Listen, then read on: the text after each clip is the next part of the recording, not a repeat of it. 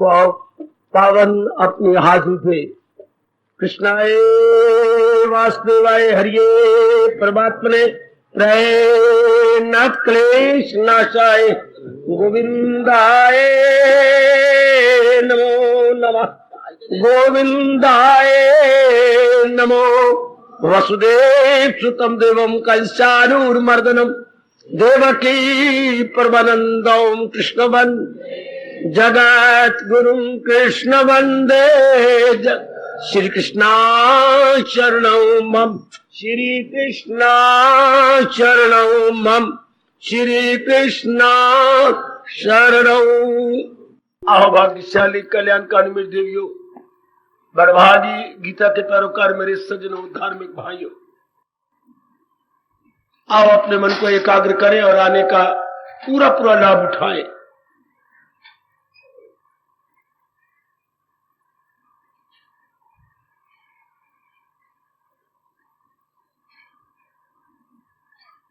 आज फिर मेरे प्रभु मुझे प्रेरणा दे रही है।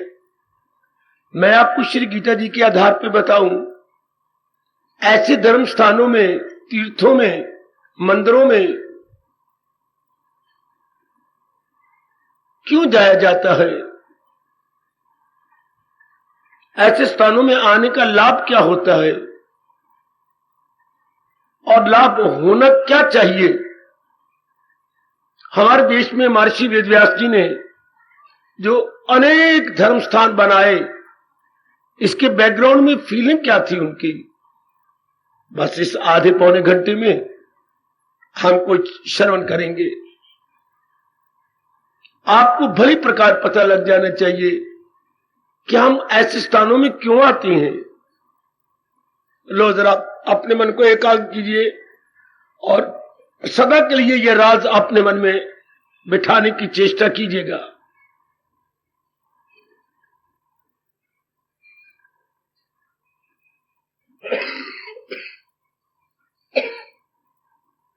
आप आज तक भली प्रकार देख चुके हैं मेरे सज्जनों।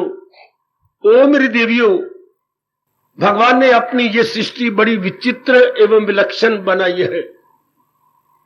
विचित्र सृष्टि उसे कहा जाता है जो कुछ की कुछ कर दिखाए, बात बात में विलक्षणता, बात बात में विचित्रता।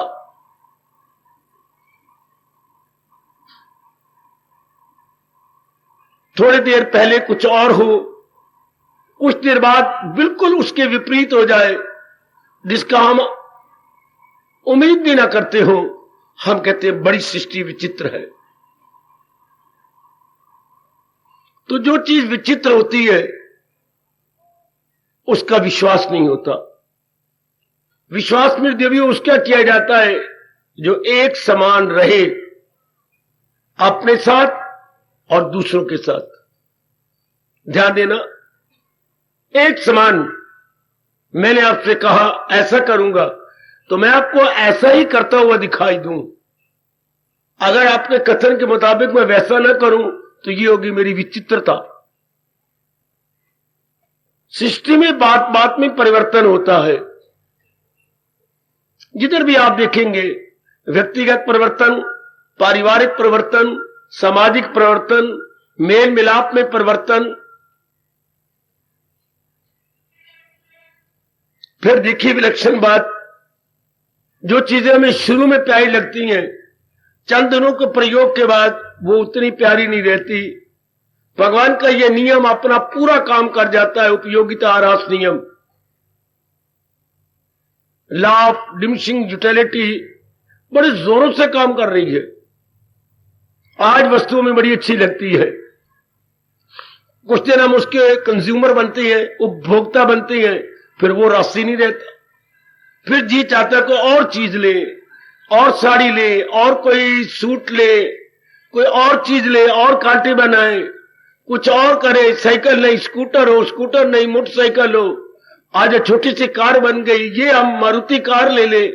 आगे आगे आगे आगे मन वैरायटी में लगा हुआ है और वैरायटी का नाम ही दुनिया है। ऐसा क्यों? चूंकि मन को तृप्ति नहीं होती, कई प्राणी पदार्थों का उपभोक्ता बनने के बाद भी मेरे सजो मेरे देवियों मन तृप्त नहीं होता, इसलिए वो खोज कर रहा है। मन को आप खोजी कहेंगे तो बहुत अच्छी बात रहेगी, आपको बहुत कुछ समझ आ जाएगा यदि मन का नाम खोजी रख दो। वो खोजी बना हुआ और खोजता फिरता है। क्या इसका गुम क्या हुआ जो खोजता फिरता है? सदा रहने वाली शांति, ये खोजता फिरता। इसे चाहिए हैप्पीनेस, ले लेता है प्लेजर।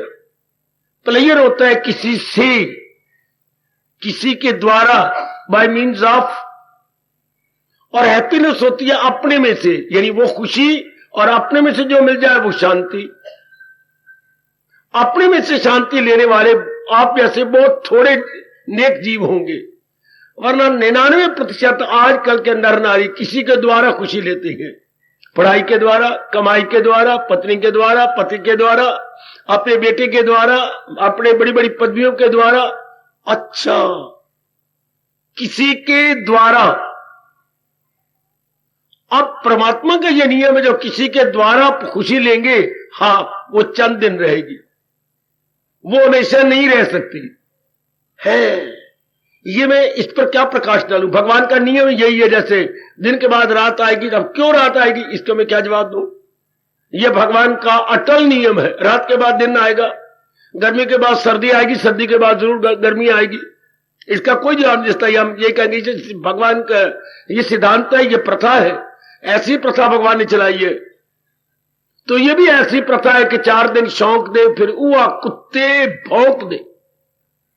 4 दिन हमारे शौक से किसी के साथ कट जाते हैं, फिर नहीं। पर ये तब रहता है मेरे सजों जब हम बारमुखी हो। बारमुखी वो इंसान कहते हैं ये चीज मिल जाए, ये मिल जाए, ये मिल जाए, जो हर समय बाहर के प्राणी पदार्थों को अपने लिए खुशियां कारण समय करके दिन रात अटेनिंग में लगे रहते हैं। तो आज का इंसान क्या है? Attaining, maintaining. ये चीजें मैंने ले ली, इसको मैं बनाए रखूं, इसको मेंटेन करूं, अर्थात इसके संरक्षक। मेंटेन होता संरक्षक बनना, इसकी संरक्षणा करना। शाबाश। इसी में आजकल बहुत संख्या का जीवन गुजर रहा है। अटेनिंग, मेंटेनिंग, प्राप्त करना, रक्षा करना, प्राप्त करना, रक्षा करना।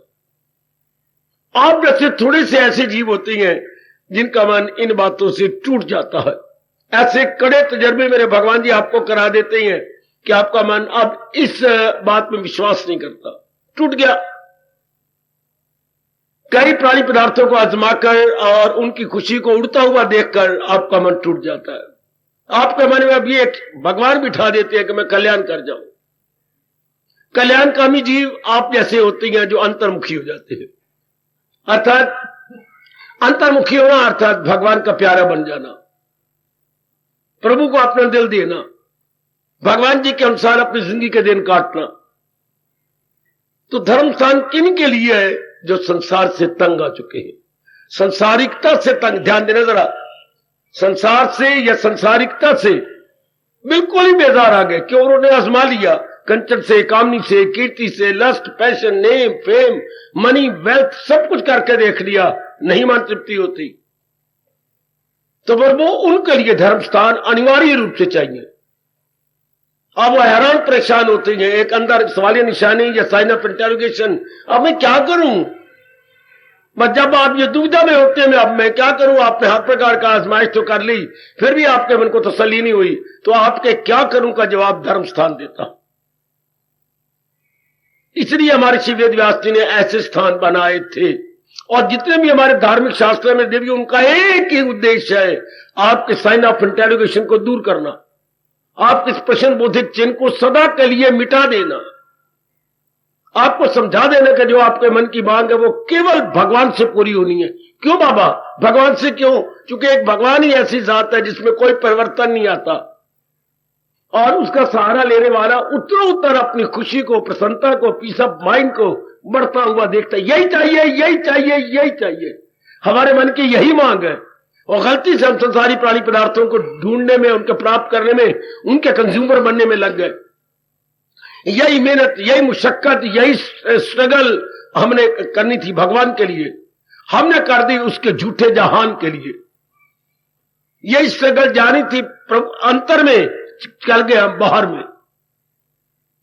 याद रखना यही बड़ी भारी भूल है। इसी भूल को मिटाने के लिए महर्षि वेदव्यास जी का बहुत भला हो, जिन्होंने जगह जगह धर्म स्थान बनाए।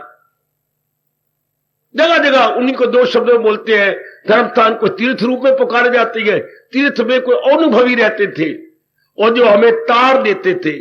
शब्द बना तारे ती तीर्थ, जो हमें भव सागर से तार दे उसका नाम होता है तीर्थ।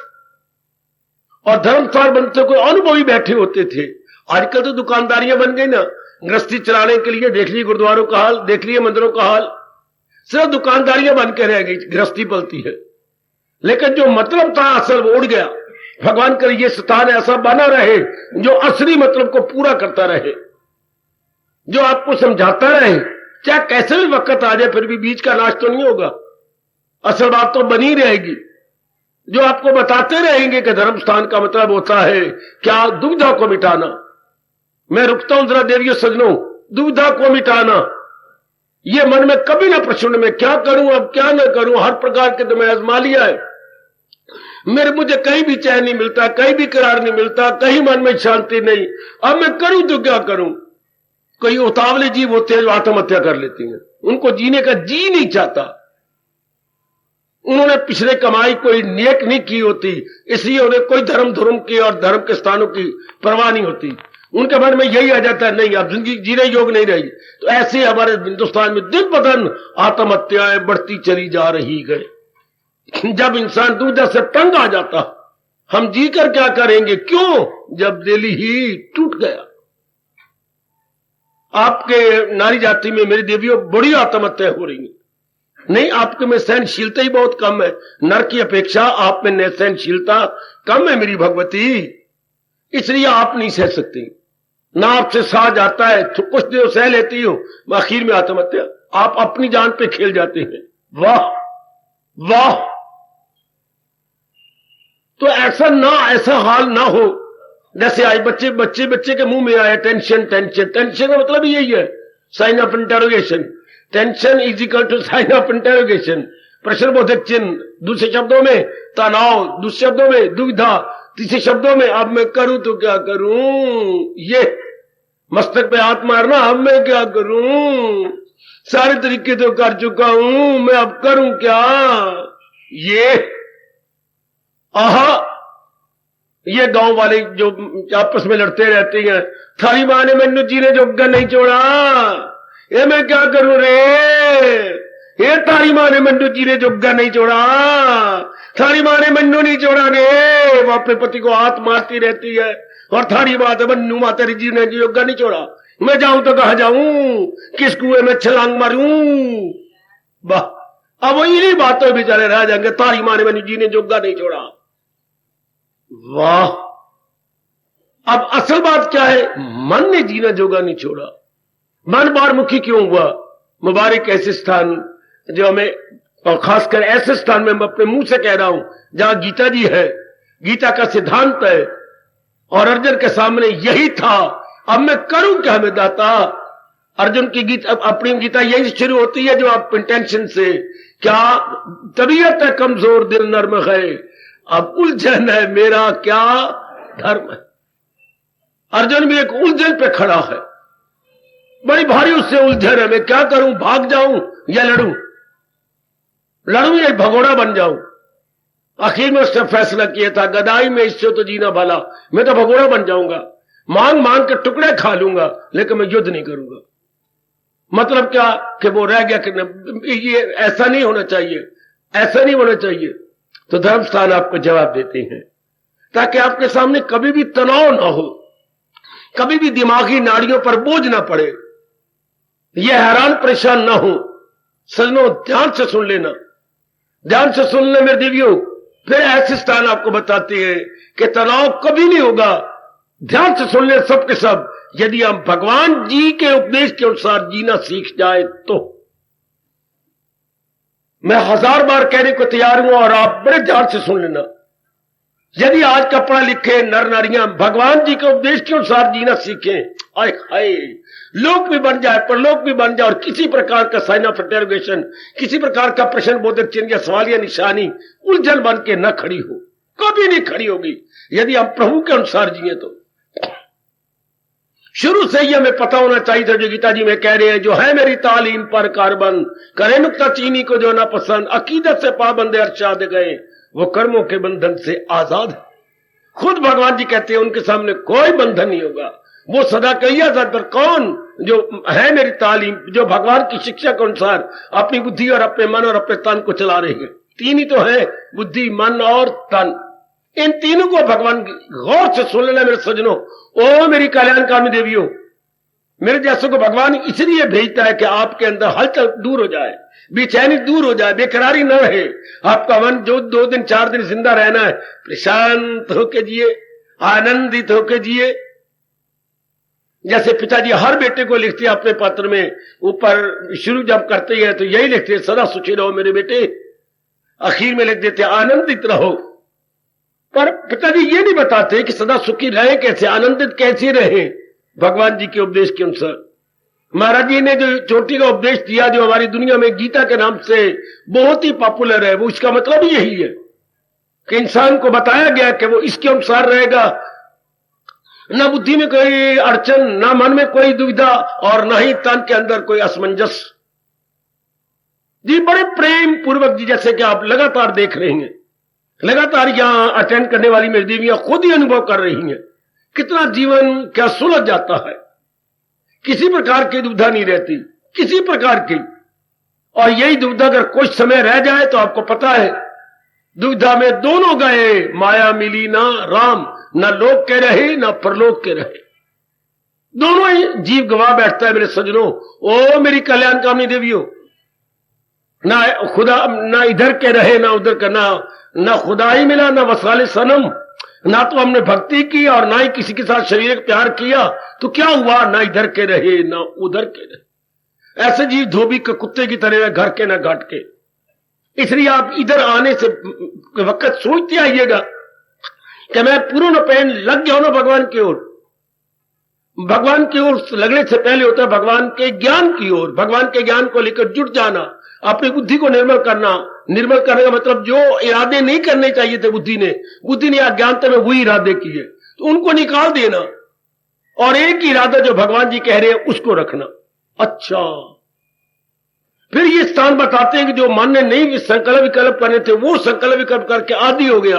बार बार मां का आता संकल्प, पिताजी का, बहन का, भाई का, अपना, अपने भविष्य में मन जा रहा, भूतकाल में जा रहा। ये कोई बात बनी? मन बिल्कुल परले दर्जा का बन जाता है, हल्का कुत्ता, या आवारागर्दी करता रहता, कभी कहीं कभी कहीं कभी कहीं। ये अब ना उठे। ऐसे स्थान मुबारकों में इसलिए कि ये हमारे संकल्प विकल्प हमेशा के लिए बंद हो जाती है।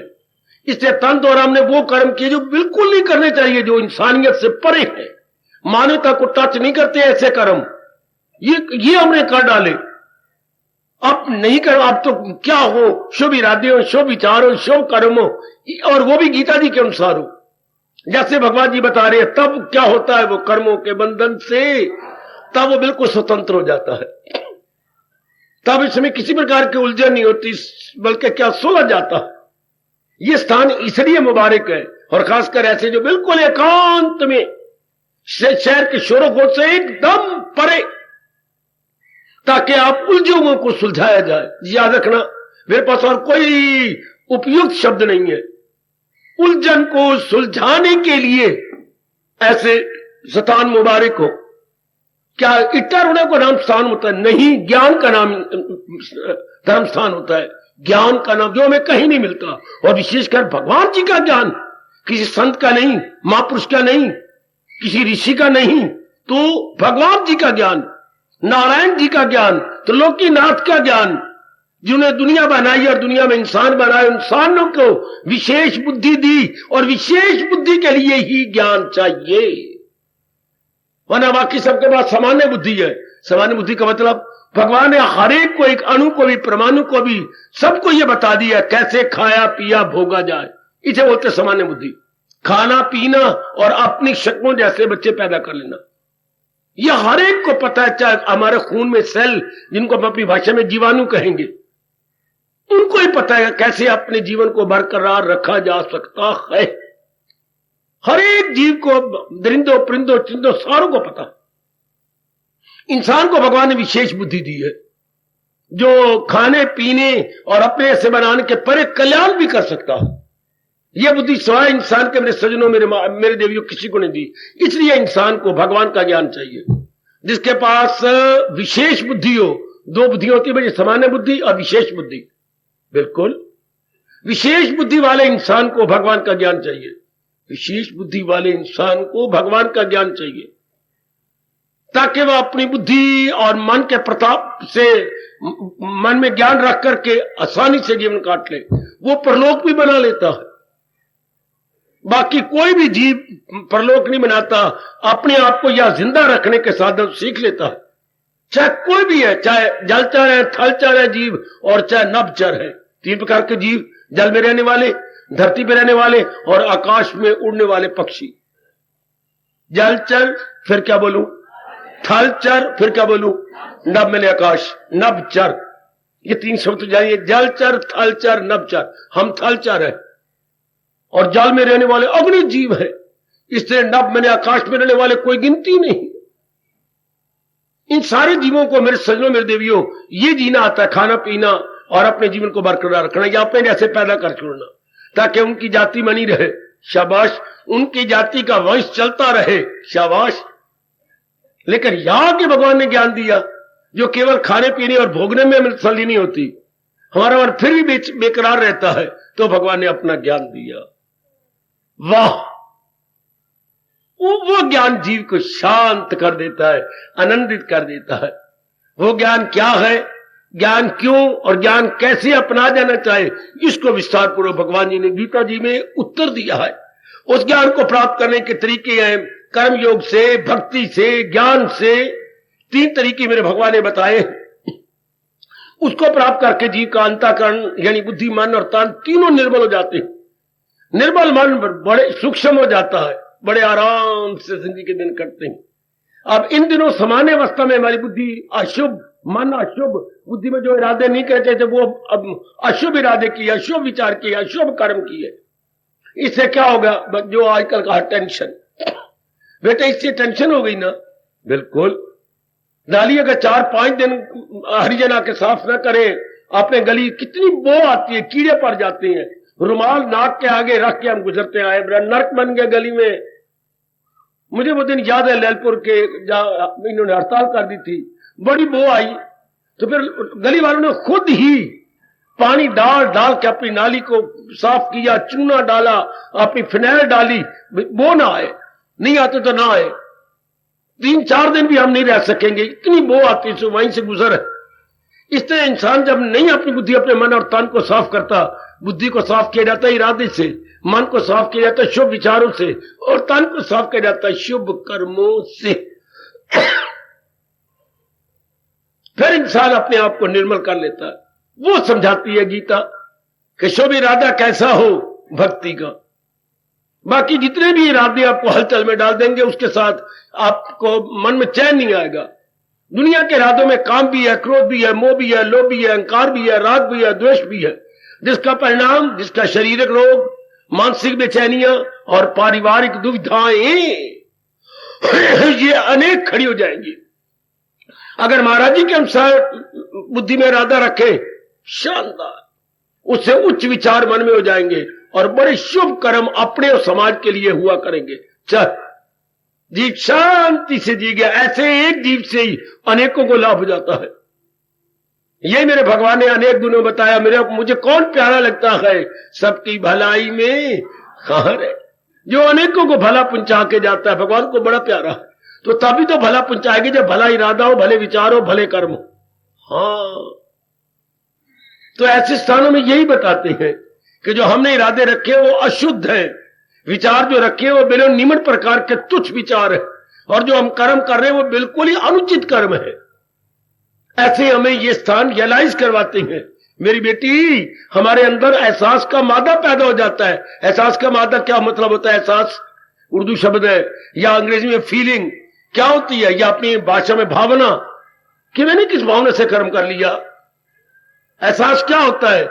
मैंने करना क्या था और मैं कर क्या गया, ये इसको बोलते हैं एहसास। मैंने इरादे क्या करने थे और मैं गलती से क्या इरादे कर गया, नीचे उतर आओ। मैंने विचार क्या करने थे और किन बहुधा विचारों में लगा रहा। मैंने तन से क्या कर्म करने थे और मुझसे क्या क्या, ये इसे बोलते हैं एक शब्दों में एहसास। एहसास करना। ऐसे स्थान मेरे सज्जनों, मेरे देवियों, आप में एहसास का मादा पैदा करते हैं। फिर आ गया इनकलाब। किसी भी नर नारी में इनकलाब लाना हो तो किसी पहुंचे हुए महात्मा द्वारा उसमें एहसास का मादा पैदा करवा दो, बस बड़ी जल्दी बदल जाएगा, जिसमें यह पैदा हो गया और वो छम छम रोएगा। इसे हम कहते हैं प्राश्चित करना या पश्चाताप करना है।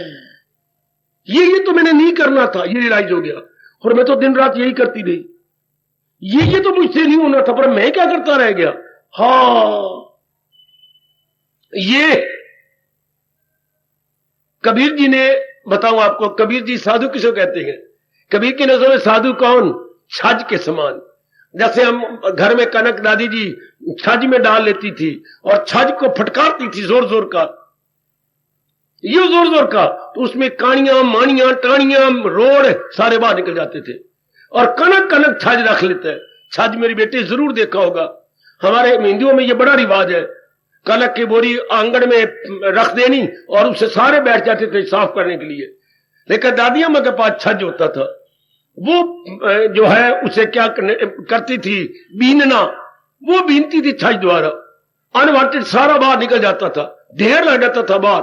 हाय रब्बा, इतना गंद एक बोरी में से अगर ना साफ किए तो पेट में जाता और पथरी पैदा होती या और कोई बीमारी पैदा हो जाती। इतना गंद, अगर एक बोरी आप खुद साफ करवाइएगा, आप कहेंगे ये ना तो ये सारा गंद अंदर, वो अपनी चक्की तो पीस के रख देती, शाबाश।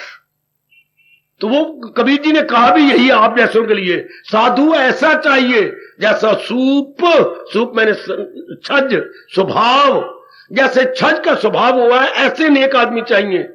सार सार को पकड़ ले, थोथा दे उड़ाए। वो सार सार को पकड़ लेता है, थोथी चीजों को उड़ा देता है। अनवांटेड सारी रिमूव हो जाती हैं, वांटेड को हम रख लेते हैं। ऐसे स्थान पहले ये तो बताया ना कि वांटेड क्या है, अनवांटेड क्या है, वांछनीय क्या है, अवांछनीय क्या है। हाय, ये ऐसे स्थानों को शोभा देता है कि हमें बताएं क्या वांटेड क्या अनवांटेड। अच्छा, क्या जरूरी क्या गैर जरूरी। गैर जरूरी को हम उड़ा देते हैं। ये नहीं तो कबीर जी ने मैं ताना मारा था, अगर ऐसे स्थानों को अटेंड न किया गया और भगवान का ज्ञान न लिया गया तो रो रो के मर जाएंगे और मरते हुए यही कह जाएंगे, करना था सो ना किया, अब कहीं क्यों पछताए। जो इरादे करने थे वो तो किए नहीं, जो विचार करने थे वो किए नहीं, जो क्रियाएं हमसे होनी थी मैं देवियों वो तो की नहीं, उन्हीं में दिन रात लगे रहे, खूब दुख पाए। करना था सो ना किया, अब कहीं क्यों पछताए। बोए पेड़ बबूल के तो आम कहां से खाए। जब मैंने बोई किक्कर है तो मैं आम कहां से चूसूंगा। किक्कर का एक एक कांटा मेरे लिए शंकर का त्रिशूल बन जाएगा और मुझे तंग करेगा, बर्बाद करेगा। ये होता है एहसास का मादा। कौन करवाया एहसास का मादा सिवाय धर्मस्थानों के। धर्मस्थानों में जाकर के हमें एहसास होता था और हम क्या बन जाते थे, बद से नेक बन जाते, दुराचारी से सदाचारी बन जाते थे। आहा, परमात्मा कसम में कुछ झूठ नहीं कह रहा, दुराचारी सदाचारी बन जाता। कंकर से हम शंकर बन जाते थे और शव से हम शिव बन जाते थे, जीरो से हम हीरो बन जाते थे। ऐसे स्थानों में जीरो से हीरो बना देता था। ओ मेरे सजनों, ओ मेरी कल्याण काम देवियों, शव से शिव ऐसे स्थानों को शोभा देता है।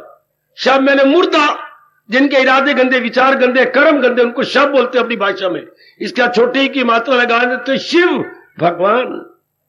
शव से जीव शिव हो गया, वाह।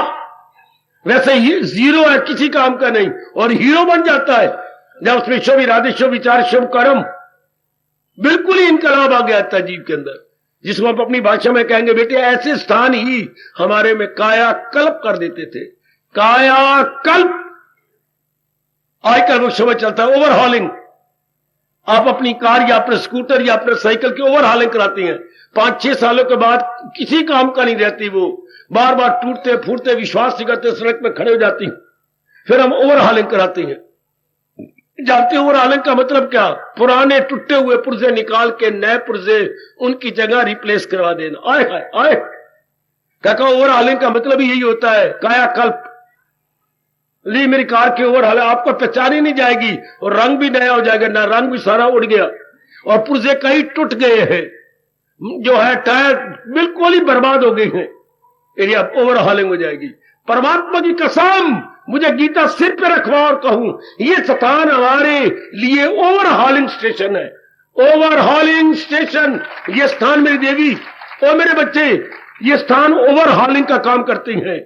शुभ इरादे हो गए, शुभ विचार हो गए, शुभ क्रियाएं, जैसे नए नए पुर्जे उसमें पड़ गए, नए नए टायर ट्यूब लग गए, नया रंग चढ़ गया।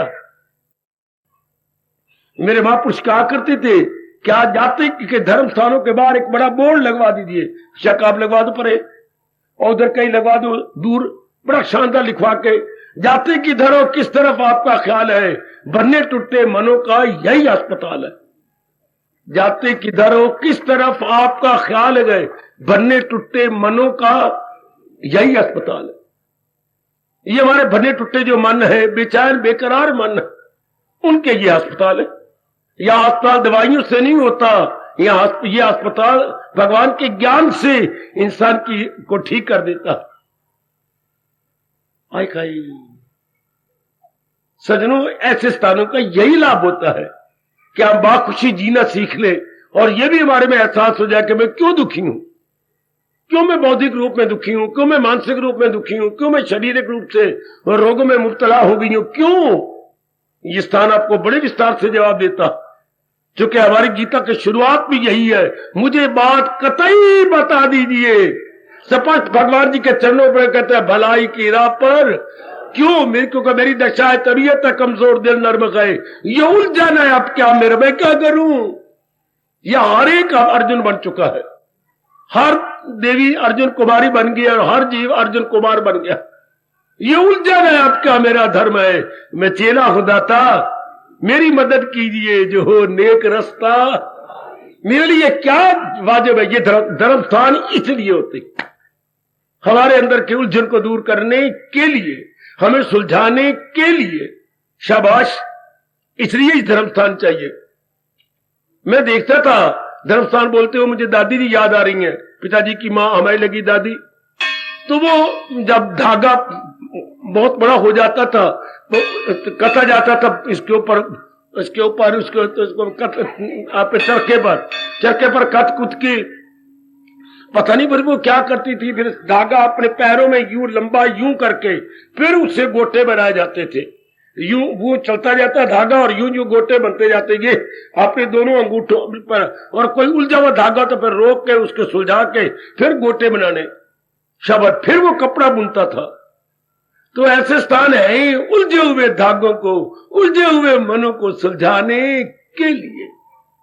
वो तो अपनी मां घुटनों पे रख के धागे को यूं गोटे बनाती थी और यहां भगवान के उपदेश को रखकर अपनी बुद्धि अपने मन को सुलझा लेती कि मैंने इस तरह करना है जैसे मेरे भगवान जी कह रही, जैसे मेरे प्रभु कह रही हैं। शाबाश शाबाश शाबाश। मुझे गांधी जी का बड़ा अच्छा शब्द लगा, जब वो गीता जी पढ़ते थे तो वो कहते थे, जवाहरलाल बड़ा अटैक करता था कि ये क्या फायदा ये इसका, और ये क्या फायदा। गांधी जी पहले दर्जे के आस्तिक थे, वो नास्तिक, दोनों का मिलाप भी खूब हुआ। एक अमावस्या थी, एक चांदनी रात। बापू जी ने बड़ा अच्छा जवाब दिया कि मैं गीता क्यों पढ़ता हूं, गीता तो धर्म कोश है। उस दिन से जवाहरलाल पर बड़ी चोट लगी कि है गीता धर्म कोश है। बापू ये तो शब्द मैंने सुने ही नहीं, धर्म कोश। और वो क्या होता है, वो होता है शब्द कोश, डिक्शनरी। डिक्शनरी का काम क्या होता है मेरी बेटी, मेरे सजनों, किसी भी शब्द के अर्थ बताना और उसका उच्चारण यानी प्रोनाउंसिएशन बताना, मीनिंग एंड प्रोनाउंसिएशन, ये दोनों बता देती है आपकी डिक्शनरी।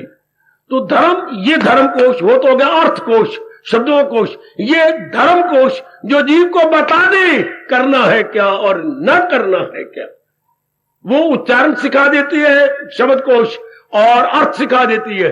गीता धर्म कोश है, गीता शब्द कोश नहीं, धर्म कोश, जो जीव को बता दे उचित क्या है अनुचित क्या, बस। तो कितनी जरूरत है फिर इंसान को ये जानने की। जैसे पढ़े लिखे बच्चों को जो आगे आगे पढ़ते जा रहे हैं, डिक्शनरियां चाहिए, कई प्रकार की डिक्शनरियां चाहिए इस तरह आप जैसे इंसान जो कल्याण चाहते हैं उनको गीता धर्म कोश चाहिए, जो बात बातें बताता रहे ये उचित है ये अनुचित है, बुद्धि के लिए, मन के लिए, तन के लिए। ऐसे इंसान लोक परलोक बना के भगवान की जात में समा जाते। अब तो पता ही नहीं ना अब क्या हो रहा है, अंधाधुंध हम नकल कर रहे हैं। बेटियां अंधाधुंध, जैसे समाज तो पहले दर्जे के बेवकूफ है, जैसे वो खाता है पीता है बाल काटता है भिट्टे काटता है या जो भी, आप बिल्कुल नकालची बन गई, बंदरिया बन गई। मेरे भाई इतने पढ़े लिख के बंदर बन गए, बंदर जैसे वो नकल करते हैं, बिल्कुल नकल चल रही है। वरना होना चाहिए था भगवान जी के अनुसार जिनके दिन काटना। आपके पहरावे में, आपके खाने पीने में, लेने देने में, व्यवहार में सब आप नकल करते हैं और ये नहीं सोचते कि उन जिनकी मैं नकल कर रहा हूं वो तो दुखी है, वो तो बेचैन और बेकरार है, मुझे नकल तो अपने भगवान की करनी चाहिए थी। तो ऐसे स्थान आपको रियलाइज करवाते हैं कि नहीं, नकल के लिए भी अकल चाहिए। आखिर में कह रहा हूं सजनों, नकल के लिए भी अकल चाहिए और अकल का घर आपकी गीता है कोई इनकार आपको? है कि नहीं है? नकल के लिए भी अकल चाहिए और अकल का घर गीता। गीता बुद्धि का टीका। बाबा फिर बोल, गीता बुद्धि का टीका। बुद्धि के आवरण उतर जाते हैं और जीव फिर देवता बनने लग जाता है। फिर मेरी बेटियां यथार्थ रूप में देवी बन जाती। हां जी सरकार, चूंकि आपको सुलझ गई बात कि करना है क्या और ना करना है क्या इरादा करूं, क्या विचार करूं मन से और क्या कर्म करूं, बस ये जब समझ आ गई बस जीव सुलझ गया। तो ये ऐसे स्थान मुबारक का है हमारे लिए जो हमें उचित अनुचित में तमीजी सिखाते हैं, प्रॉपर इम्प्रॉपर में डिस्टिंग्विश करना सिखा देती है। बस फिर जीव जानबूझ के पैरों पे कुल्हाड़ी नहीं मारता, फिर अनुचित को निकाल देता है, उचित रख लेता है। जैसे छज अनुचित गान मन सब निकाल देता है और कनक कनक को, ये गेहूं को अपने में रख लेता है। जिसको कबीर जी कह रहे, सार वस्तु ले ले, सार को पकड़ ले, थोथा दे उड़ाए।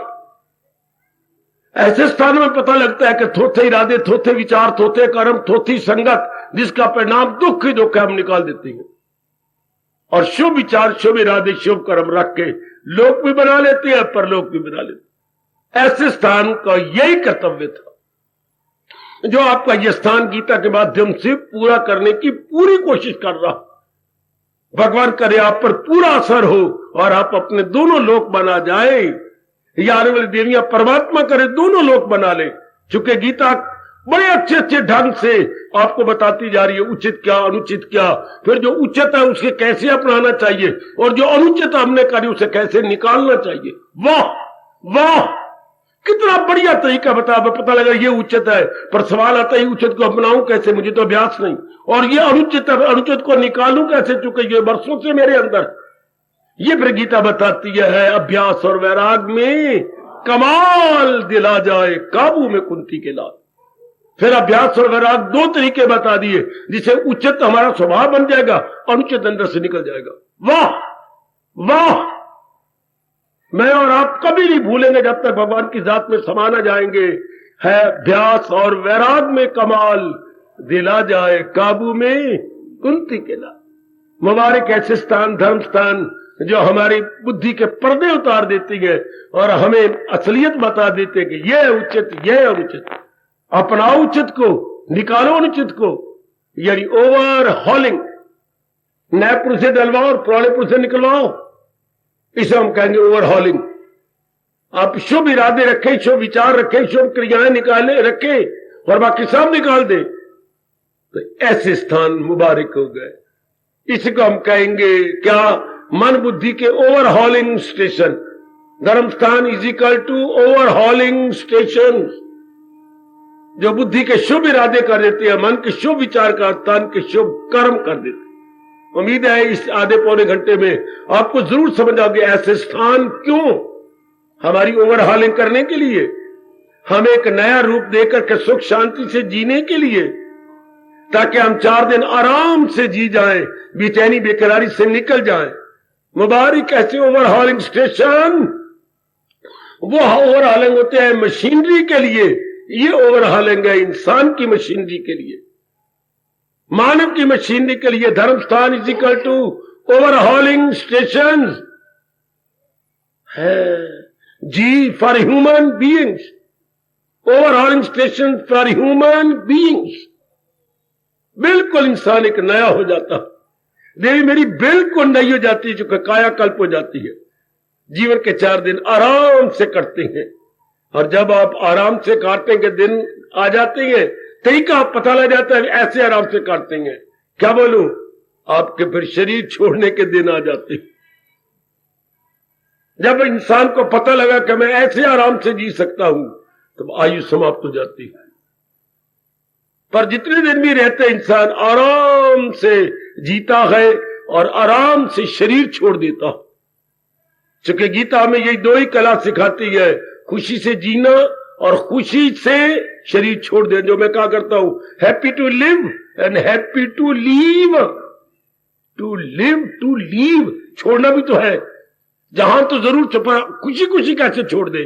जीना भी तो है, जब तक आयु है खुशी खुशी कैसे जिए, मन में आता है ना।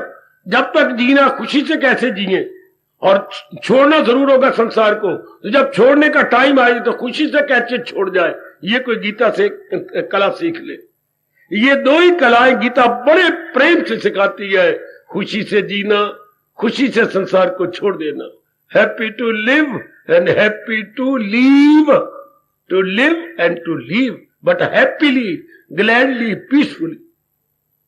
जब हम अपने भगवान जी के ज्ञान को ले लेते हैं, मेरे सज्जनों, ओ मेरी देवियों, इस रूप में आपका यह आना सफल हो। इस रूप में हर बुजुर्ग, हर भाई, हर भैया, हर बेटी का इस धर्म स्थान में आना मुबारक, और भगवान करे ऐसा ही हो। हर देवी ये सीख ले, क्या ओवरहॉलिंग अपनी करवाना। हर मेरे सज्जन पुरुषों, मेरे भाई, ये सीख ले कि मैं कैसे शुभ विचार रखूं, शुभ इरादे रखूं, शुभ क्रियाएं करूं, ताकि मैं अपने लोक परलोक बना लूं। उम्मीद है इस पौने घंटे के अंदर आपको ये जरूर समझ आ गई होगी कि उचित क्या है, अनुचित क्या है। उचित से जीव खुशी से जीता है, अनुचित से भी न चाहने पर भी नाना प्रकार के दुखों का उसको सामना करना पड़ता है। परमात्मा आपको शक्ति दे, श्री गीता जी के अनुसार आप उचित इरादे रखें, उचित विचार रखें और उचित ही क्रियाएं करके अपना लोक परलोक बना जाए। तब आपका बड़ी खुशी और उत्साह पूर्वक ऐसे स्थानों में आना मुबारक, मुबारक। मैं अभी कह रहा था, फिर क्या होता है, वो कर्मों के बंधन से आजाद, बिल्कुल स्वतंत्र रहती हैं, हमें इतनी मुथाजियां नहीं होती, और आजाद होकर भगवान की जात में समा जाती। सफल हुआ हमारा जीना और सफल हुआ हमारा शरीर का छोड़ जाना। ऐसे जीव नहीं बारंबार आवागमन के चक्कर में आते या बार बार गर्भ में गिरते, बल्कि वो फिर जी भगवान की जात में समा जाते हैं।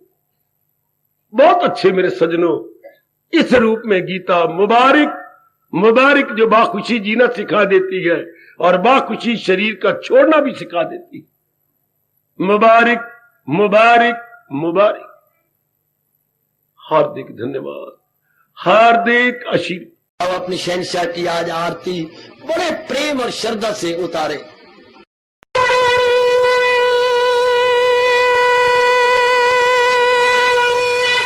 ओम जय जगदीश, जय हरे स्वामी, जय दीनानाथ हरे भगत दास जनों के अवगुण